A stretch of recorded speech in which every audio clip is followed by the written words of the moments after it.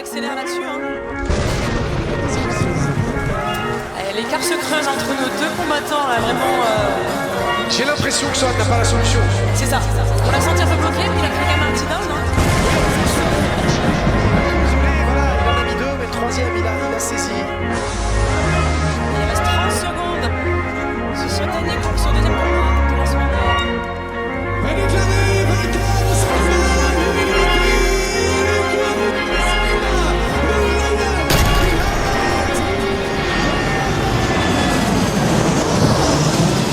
Sohan vient de perdre son dernier combat. C'était difficile.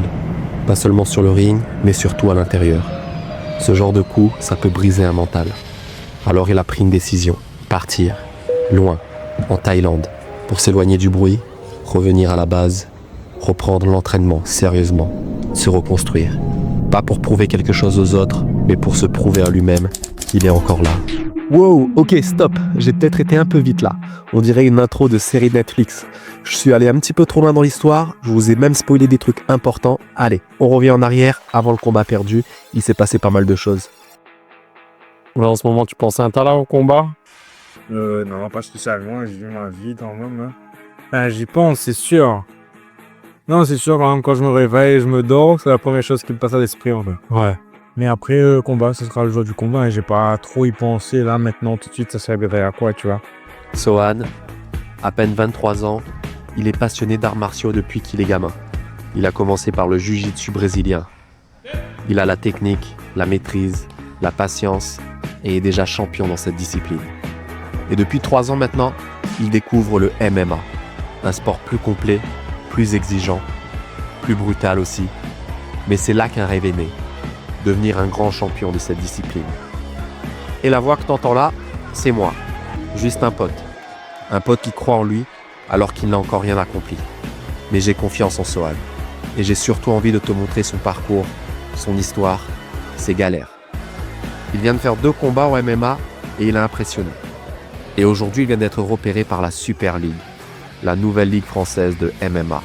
Elle débarque en Europe avec une vision claire, devenir une vraie référence du MMA. Leur premier événement se tient dans un lieu prestigieux, le Casino Barrière d'Enghien-les-Bains, aux portes de Paris. Et derrière ce projet, une légende, Jérôme Le Banner. Pour Sohan, c'est une opportunité rare. Un vrai gala, des caméras, du public, la lumière pour un combattant qui vient de loin. Mais ne vous trompez pas, Sohan reste un amateur. Il n'y a pas de gros contrat avec des sous à gagner, juste une chance de montrer qu'il mérite sa place. Mais ce combat, c'est peut-être le premier chapitre d'une grande histoire. Là, franchement, les 2 combats dont nous on connaît, c'est deux combats. Enfin, moi j'ai lu celui de Sohan, il est bien équilibré. Tu vois, ça donnait un bon combat. Et le combat qu'ils ont annoncé là, ça va être un super combat. Tu vois. Ça va être un bon combat de poids lourd. Enfin, je pense que vous avez pratiquement la même taille, même corpulence en fait. Ton adversaire, t'as l'avis dessus ou... Non, je vais y aller et je vais faire mon travail.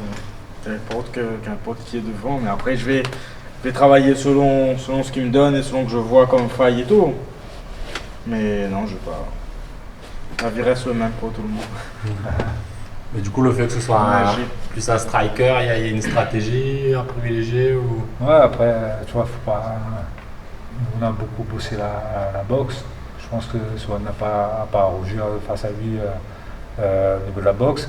Après, notre domaine, c'est les eaux profondes. Hein.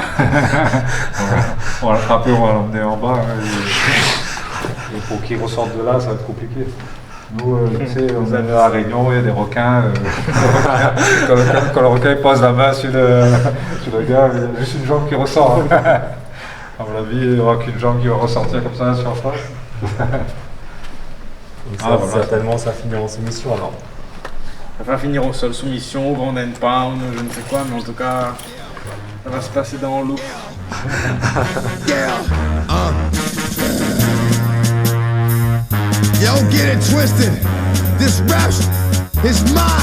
À La Réunion, il y a le requin, Sohan. Mais à Orléans, rugit le lion, Simba.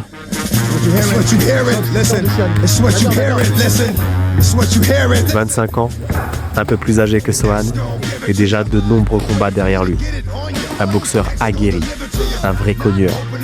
Il frappe fort, très fort. Lui aussi, il a quitté son art d'origine pour embrasser pleinement le MMA. Avec une ambition claire, aller loin, très loin. Un physique impressionnant, une discipline de fer, une régularité sans faille et surtout une expérience qui lui donne une longueur d'avance sur bien des adversaires. C'est toute cette puissance, toute cette histoire qui va entrer dans la cage face à Soham. Voici Simba. Alors, quand j'ai commencé les MMA, j'étais pas sûr de moi que je voulais continuer sur ça parce que j'avais un pied toujours sur la boxe anglaise, un pied sur les MMA. J'aimais bien les MMA, mais la boxe anglaise, ça restait quand même mon sport des cœurs. Donc, j'avais du mal à arrêter la boxe anglaise en gros. J'ai pris du temps à réfléchir pour me lancer vraiment dans les MMA, en compétition, etc. Mon entraîneur m'a proposé un tournoi qui est les karaté mix. C'est des combats des MMA. Ça a été du coup avec la fédération française des karaté mix. Du coup, c'était la Coupe de France, du coup des Pancras. Du coup, mon entraîneur, voilà, il m'a motivé à le faire. Je me suis dit, tiens, j'ai rien à perdre. Ces tournois-là, ça va déterminer vraiment si je vais réellement continuer en MMA ou pas. J'y suis allé et j'ai fait une très très belle performance. J'ai fait 3 combats le jour même. J'ai gagné le premier combat, j'ai gagné par KO au premier round.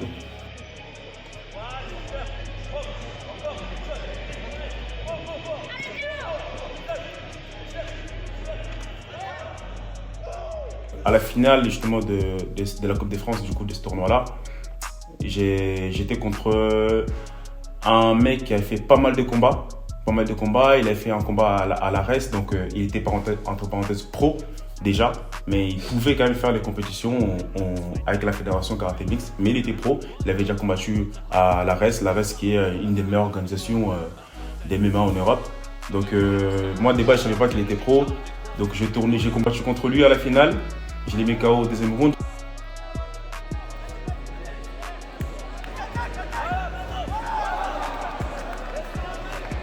Je me suis dit, tiens, je pense que j'ai un très bon niveau, sachant que lui, il était ceinture noire des JJB.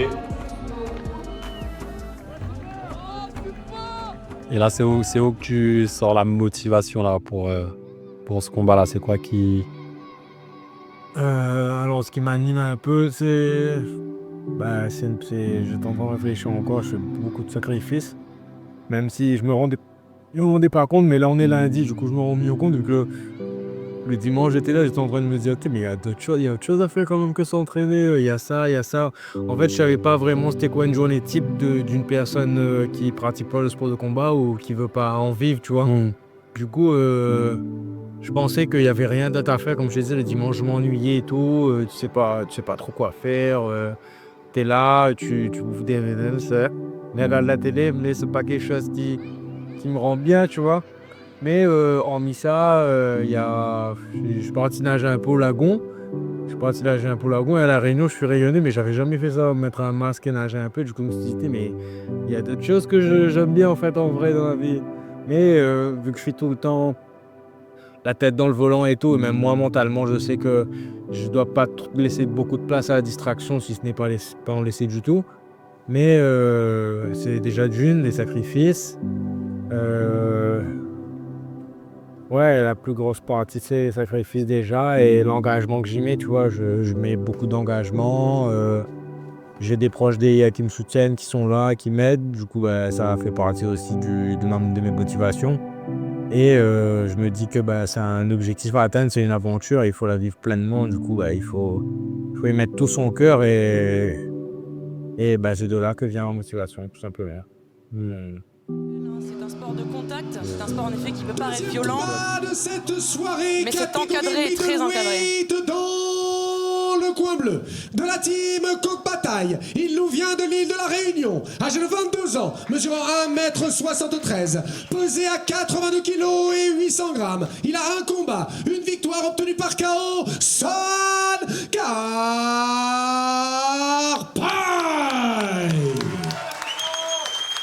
Alors adversaire dans le Son coin. adversaire dans le de coin Sohan. rouge, lui a été pesé à 83 kg et 200 grammes, 1m79, Gaël Grimaud, âgé de 25 ans. De la combattant team pro, hein, qu'on Ashura présente plus. et Salle à Orléans. Qui a combattu à l'Hexagone Deux MMA, victoires, au Cage deux KO, Warrior. Simba, The Lion, Mavungo. 3 reprises de 3 pense qu'on minutes. Arbitre va de ce avoir combat, un très monsieur beau combat Patricio là, hein, Carlos. entre les deux. Ah, une bonne confrontation français contre. Pour le combat avec Sohan, on me l'a proposé, je pense, un mois avant à peu près. Donc, mon entraîneur, ils avaient déjà vu à peu près les profils. Donc, ils savaient que c'était un gars qui était très très très bon au sol. Après, moi-même, quand je suis allé voir et tout, etc., je me suis dit, ah ouais, tiens, les mecs, les solides, quoi, tu vois. Ça sera pas un combat facile. En tout cas, moi, de toute façon, moi, je prends aucun combat pour acquis. Mais Sohan, quand j'ai vu son profil, etc., je me suis dit, tiens, je vais encore beaucoup plus m'entraîner parce que je savais que ça serait pas un combat facile. Messieurs, combattants prêts? Combattants prêts? Allez-y les gars, fight! Merci Ange, Ange qui est avec nous, Ange Kingsley. Ange qui reste debout parce que le banner a pris sa chaise et il n'ose pas la récupérer. Allez, c'est parti pour ce deuxième combat. Voilà, on voit que ça part plus vite. Hein. Ouais, et puis il y a Sohan, pour la petite anecdote, il est vraiment venu de la Réunion là pour la Super League. Et donc puis, autant vous dire qu'il vient de très loin. Et dans son coin, on a vu hein, qu'il y avait Gaël Grimaud. Gaël Grimaud, voilà. Gaël Grimaud. Combattant Hexagone, oui. Cage Warrior, voilà. Un très très gros combattant. Eh oui, que je connais depuis très longtemps, à l'époque du haute tension, avec Jean-Marie Merchet. Ça, c'est la vieille école. La belle époque. Exactement. Allez, beau jab au corps de la part du Lion. Ouais, il faut faire attention parce que les Ça deux remonte restent à la sur. Ils sont que sur des KO, donc ça risque. Mais on voit que ça frappe, ça frappe sec et c'est précis en fait. C'est surtout ça qui fait la différence. Magnifique. Tentative du percut, là, il a failli passer par la cheminée. Il travaille vraiment de sape au corps, hein, le jab du Lion. Oui, beau crochet de la part de Sohan. Ouais, le bras arrière pareil qui rentre, c'est bien ce que fait Sohan. Je peux le dire, moi j'ai regardé plus cette partie où il était bon au sol. J'avais complètement sorti de ma tête qu'il était. En fait, j'ai été surpris de voir qu'il était aussi bon debout, en fait, tout simplement. Du coup, celle-là, ça m'a surpris. Et en même temps, il avait une très très belle boxe. Travail de cadrage de la part de Simba. Tentative d'amener au sol. Et ce jab hein, qui est là pour perturber, pour quelque chose qui passe derrière.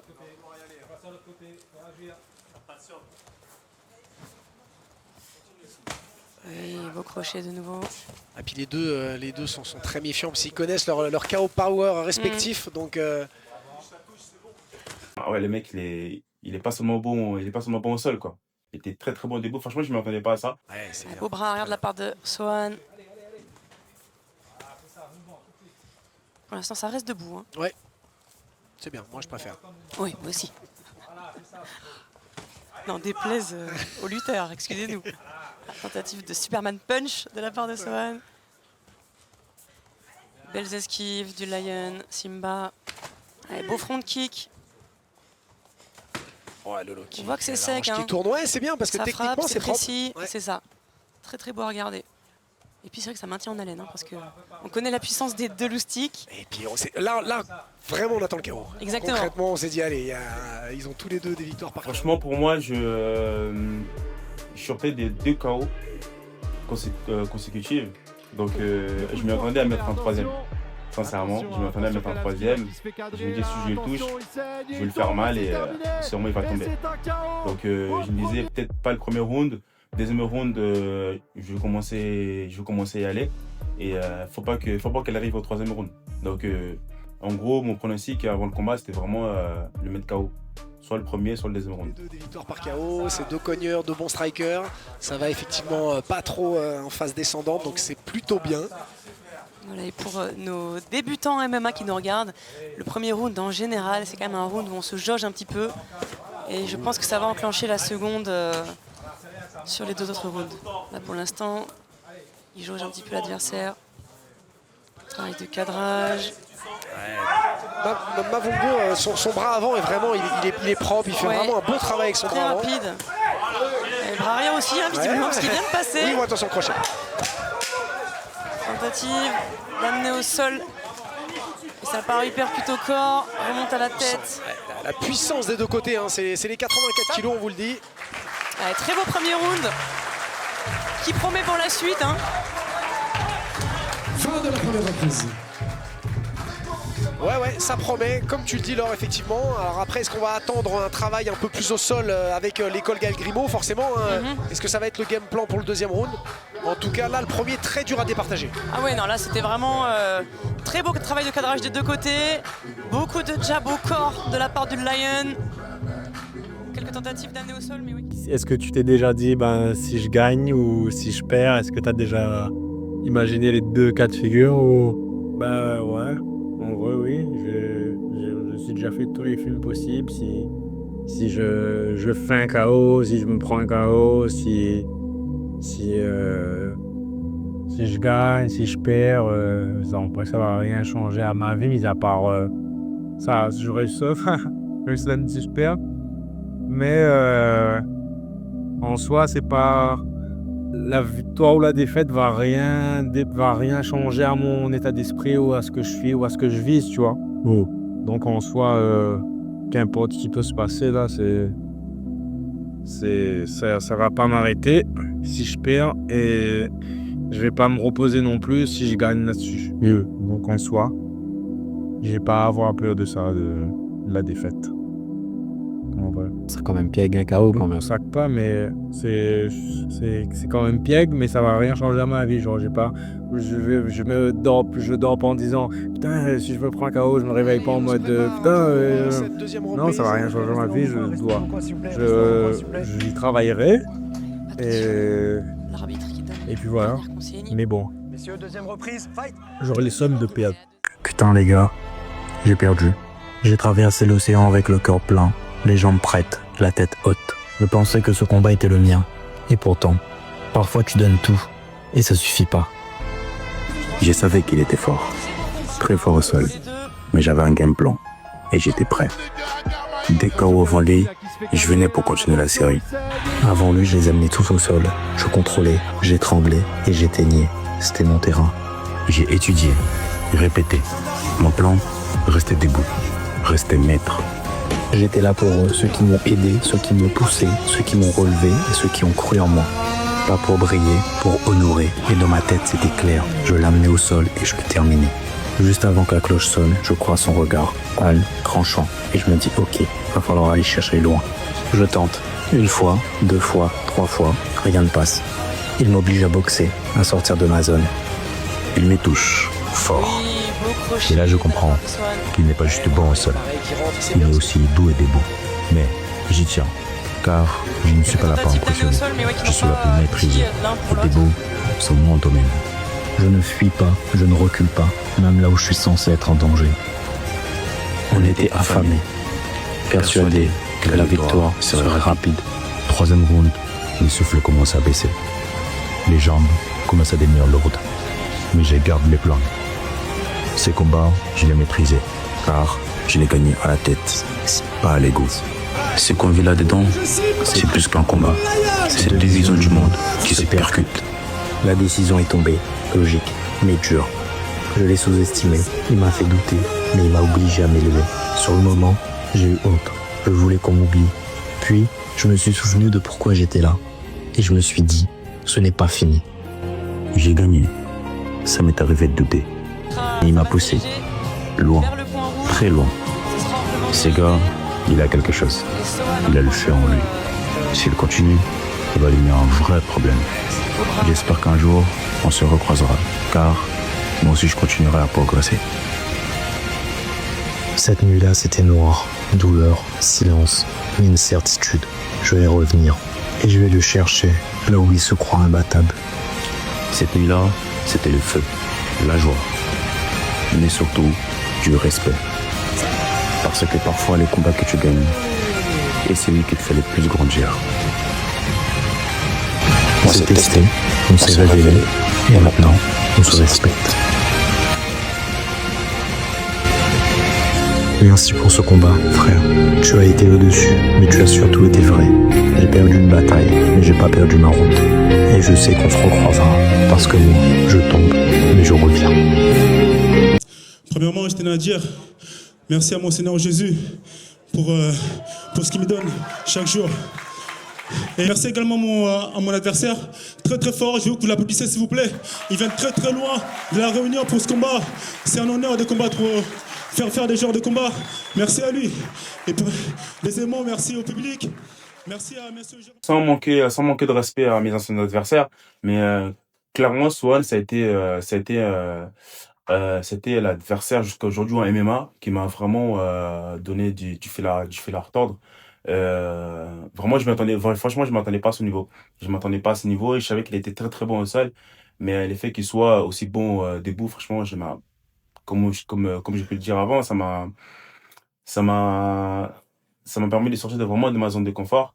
Et je suis content, entre parenthèses, de ne pas avoir fini tôt le combat. Parce que justement, ça m'a moi aussi appris à gérer un combat entier et pouvoir justement chercher cette capacité de travailler tous les détails dans un combat. Et c'était le cas avec Swan, parce que c'était pas un combat que j'ai gagné comme ça, c'était un combat que j'ai gagné avec l'intelligence, avec la manière de faire les choses vraiment proprement.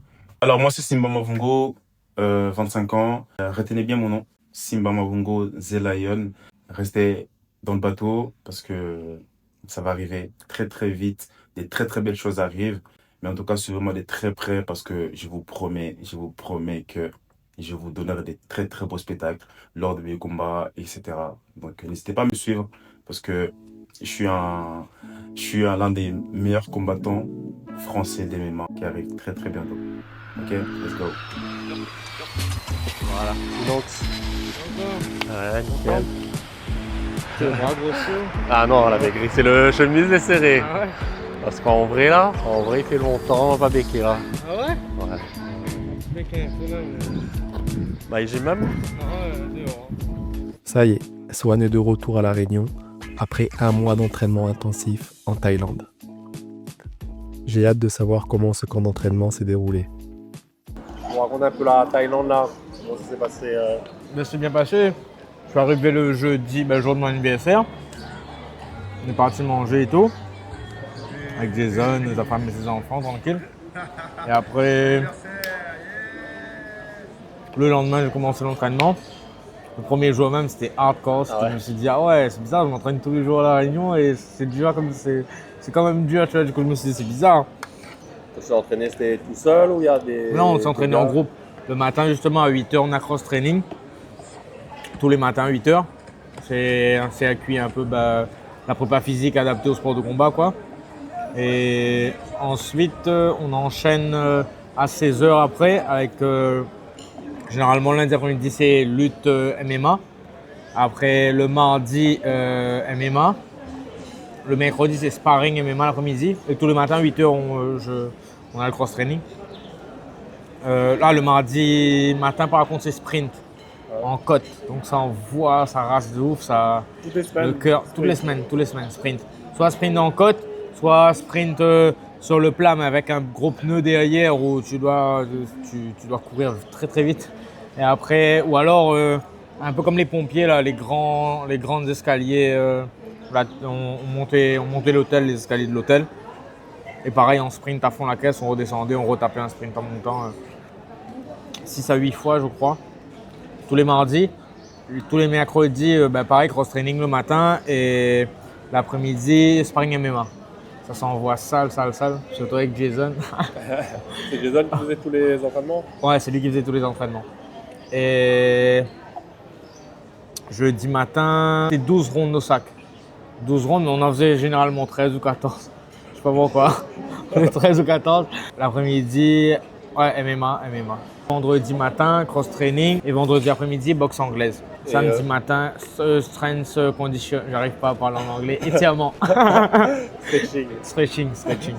Étirement, voilà. Et le matin, à 8h, pareil, tout le monde arrive. Là, généralement, on est tous, notre corps est tout crispé, on est tous, on n'a pas de mobilité du tout. Mais quand je te dis zéro mobilité, c'est grave, c'est abusé. On était raide, c'était affreux à voir, tu vois. Swan continue de me raconter son camp d'entraînement en Thaïlande. 1 mois et demi dans la chaleur étouffante, entre les sacs qui claquent, sueur qui coule et sparring sans fin. Rien n'a été facile. Mais dans ses mots, je sens qu'il aime ça. Cette rigueur, cette dureté, ça le fait vibrer. Mais surtout, il me parle d'un nouveau style, d'une nouvelle vision, comme si ce séjour avait changé sa façon de voir le combat, et peut-être même sa façon de se voir lui. Son regard est plus confiant, sa posture plus solide. Il a digéré sa défaite, transformé la douleur en force. Ce n'est plus le même homme, et il est prêt à le prouver. Deux, trois pensées sombres sous l'halogène. Comme la jeunesse, j'ai la rage dans les chaînes. Comme envie de briser mes chaînes. Ce moment, j'ai du mal à penser que la vie, c'est pas une chaîne. Quand est-ce qu'on gagne, ouais, quand est-ce qu'on s'aime? Ça prend du temps de récolter toutes les graines que l'on sème. Ça va péter comme un Larsen. Enfant rebelle, je blasphème tous les jours de la semaine. Chante mes émotions par césarienne. J'écoute du son, je fais du sparring, je me vide la boîte crânienne. Y'a les sirènes, c'est mes démons qui reviennent. Quoi qu'il advienne, c'est moi contre moi dans l'arène. Coule à l'extérieur, dur en interne. On a tous les mêmes symptômes. Jeunesse sous IRM. Génération, on le fait nous-mêmes. On se promène comme des atomes. On verra où ça nous mène. J'suis réveillé mais j'suis comme un jet lag. J'suis mon propre red flag. J'continue, je fais semblant d'être là. Sans bruit comme une Tesla. J'patine sur du verglas. J'suis réveillé mais j'suis comme un jet lag. Qu'est-ce que tu fais, Sohan? Je prends mes protéines pour la semaine. Sans bruit comme une Tesla. J'patine sur du verglas.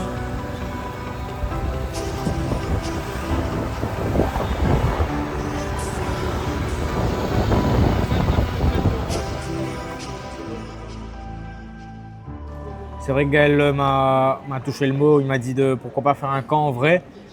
Après c'est si j'ai accepté ou non, mais il m'a dit ça serait bien de faire un camp en vrai vu qu'il avait aussi la Super League à gérer là et tout. Et il n'aurait pas eu trop de temps pour moi non plus, on va dire. Du coup il m'a proposé de faire un camp en Thaïlande, il m'a dit que ce serait pas mal et tout, d'en profiter qu'il y avait Jason. Et que c'était le moment pour me retrouver, pour me ressourcer un peu et tout. Et voilà, ouais, ça vient de lui l'idée de base, ouais. De Gaël.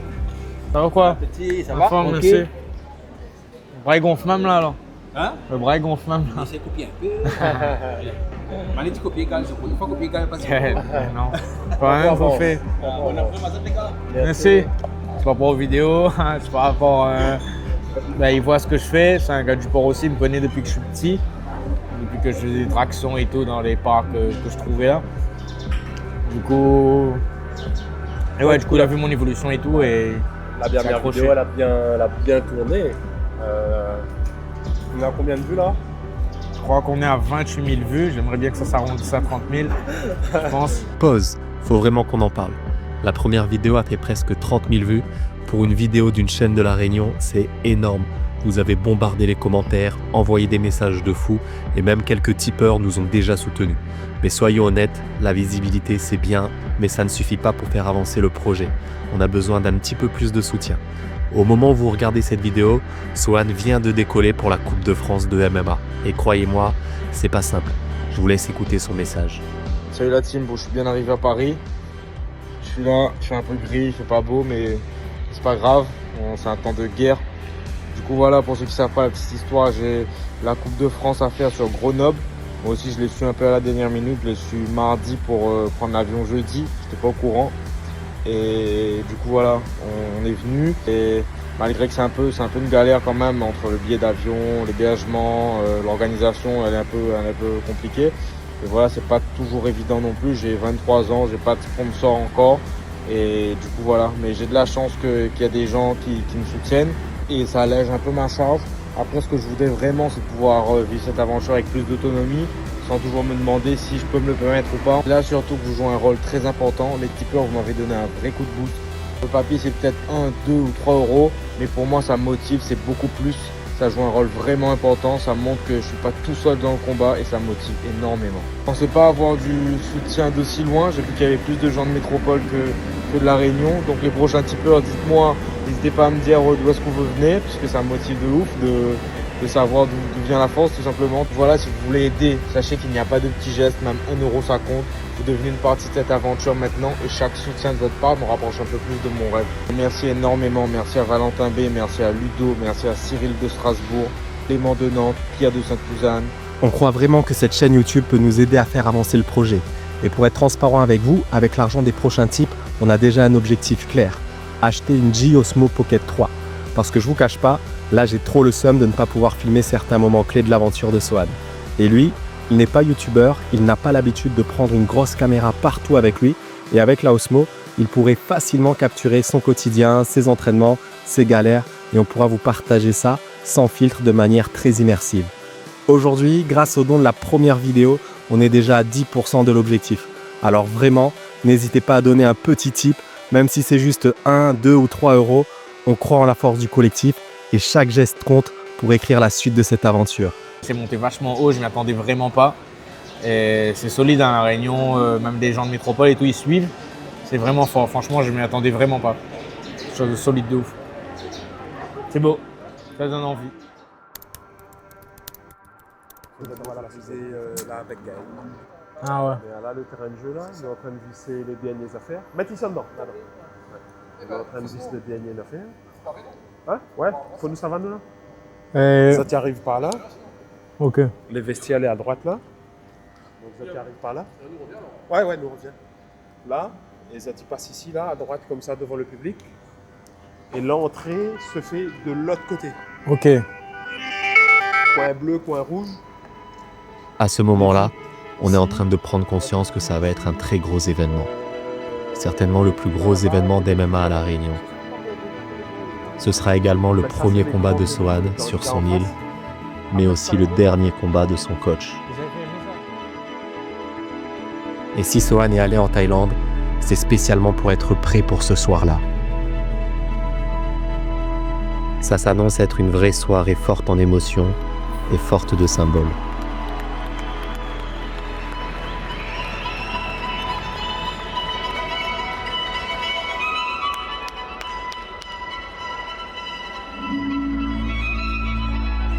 Et si cette grande soirée de la Super League MMA a pu voir le jour, c'est grâce à un homme, Gaël Grimaud.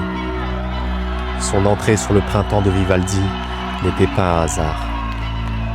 C'était un symbole. Parce que Gaël, c'est le printemps, après de longs hivers, des années de sacrifices, de blessures, de solitude, des années à combattre loin des projecteurs, sans jamais recevoir la vraie reconnaissance qu'il méritait. Son statut de champion n'a jamais été un hasard, ni un coup de chance. Il l'a gagné à la sueur de son travail. Il l'a prouvé dans la cage, encore et encore. Mais Gaël, ce n'était pas seulement des titres.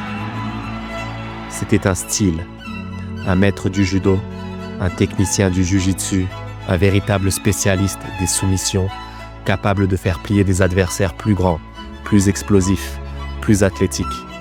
Non pas par la force brute, mais par l'intelligence, la précision, l'art du contrôle. Chaque combat était une démonstration. Chaque victoire, la preuve que la technique pouvait dominer la puissance. Et à son époque, dans le monde du MMA, personne n'aurait su placer La Réunion sur une carte. Mettre en avant une région sans héritage, sans reconnaissance, c'était un défi presque impossible. Et pourtant, il l'a fait. Si tu ne connais pas le MMA, Gaël, c'est un peu un Zinedine Zidane, mais sans l'exposition médiatique. Imagine un monde où le football n'aurait jamais été médiatisé. Est-ce que cela aurait enlevé le talent de Zidane? Non. Mais c'est pareil pour Gaël. Le destin a voulu qu'il termine sa carrière au moment même où le MMA commence à émerger en France. Trop tôt. Trop en avance sur son temps. Il était déjà champion 10 ans avant que le MMA ne soit légalisé en France. Et pourtant, malgré tout, il a marqué l'histoire. Premier Français, double champion du Cage Warrior. L'une des plus grandes organisations qui a révélé des champions comme Conor McGregor ou Morgan Charrière. Champion du monde de l'Hexagone MMA, ceinture levée avec la Réunion dans le cœur. Ce soir, il faut aussi rappeler une chose.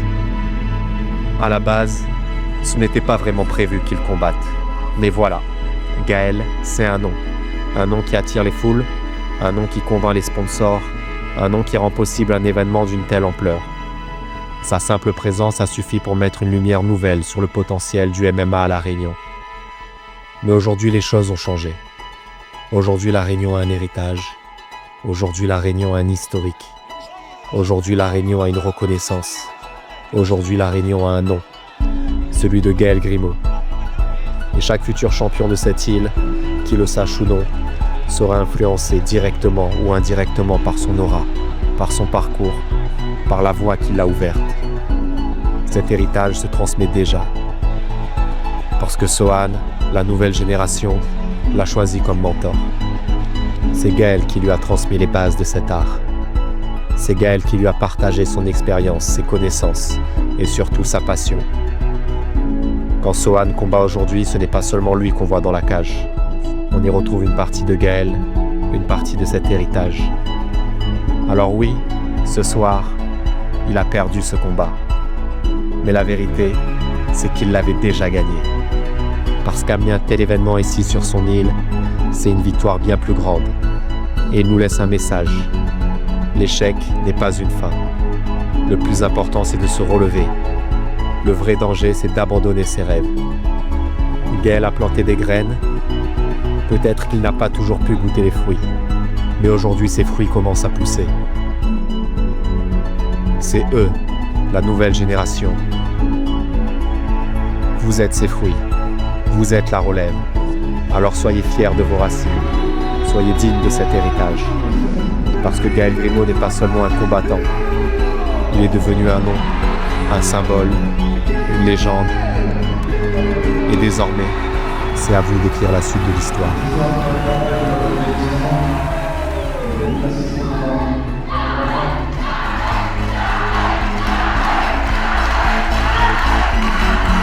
Oui, c'est ça un boss, hein. Malgré les défaites, le public l'acclame, c'est vraiment un goat. Gaël a déposé définitivement les gants sur son île. Sohan les a mis ici pour la première fois. Encore une fois, il n'y a pas eu de vraie défaite ici, car ce soir-là, le flambeau a été passé de la meilleure des façons. Soumission dans la troisième reprise, le coin rouge sonne.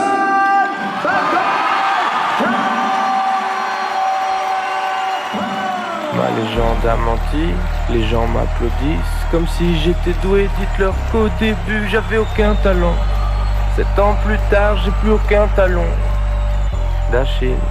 Je suis né pour briller, pas pour rester sage. Désolé, rien ne peut empêcher ça. À la base, j'ai pas de talent, j'ai pas de don, mais personne ne reste esclave de son destin. Bientôt 8 ans que ce jeu m'a charmé.